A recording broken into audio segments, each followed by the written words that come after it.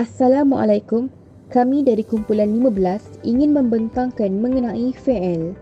Ahli kumpulan kami terdiri daripada Sofiana Akila binti Syamsul Bahri 050051, Nur Asma binti Zahari 050952, Sharifah Nur Syikrina binti Tuan Saiful Azman 050693. Menurut Sibawai Alkitab Jilid 1 halaman 2 Matabah Syamilah, fi'il merupakan suatu perbuatan yang mempunyai keterikatan dengan zaman secara mutlak dengan beberapa sirah tertentu untuk zaman berlakunya perbuatan tersebut. Bahasa Arab mempunyai keunikan tersendiri dari segi pembahagian jenis-jenis kata kerja.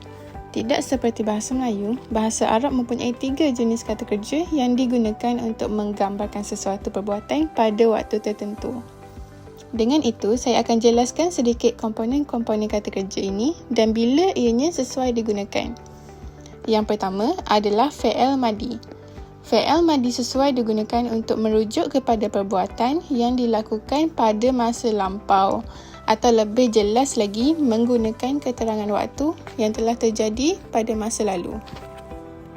Seterusnya kita pergi pula kepada jenis yang kedua iaitu fi'il mudhari'.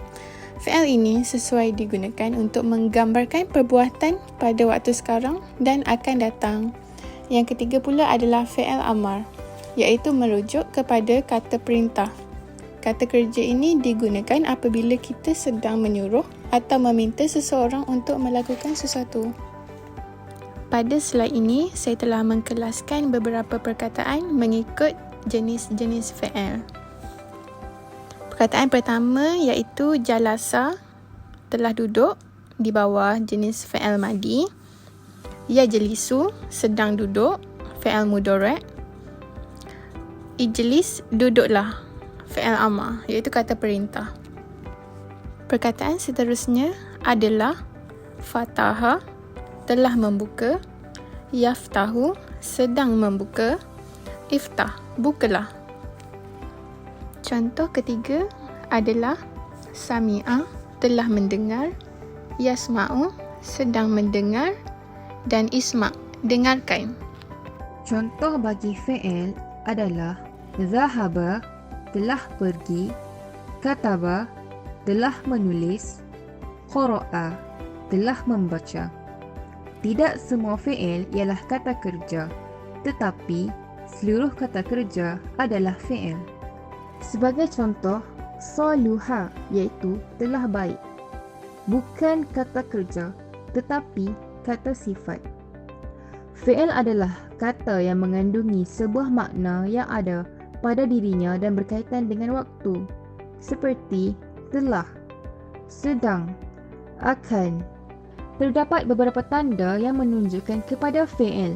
Pertama, dimulai huruf qad iaitu sungguh atau terkadang.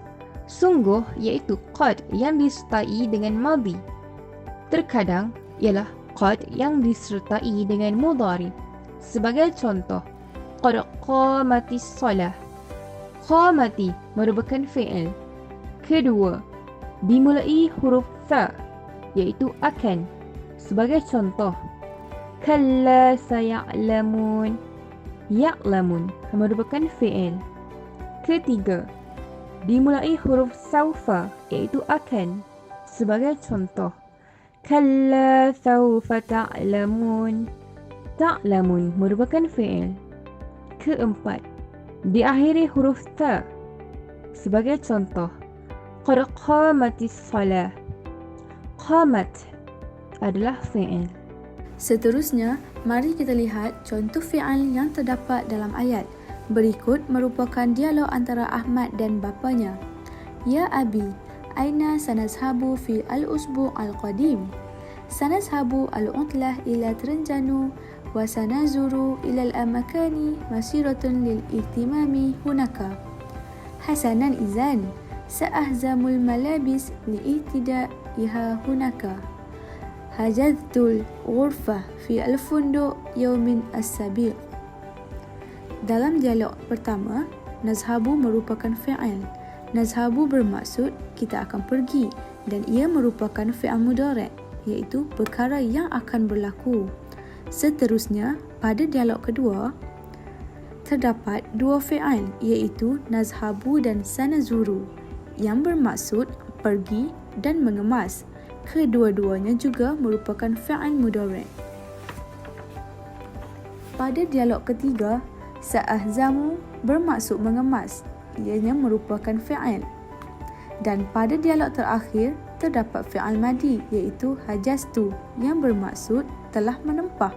Timbulnya fi'il madi pada dialog ini kerana telah menempah merupakan perbuatan yang telah dilakukan.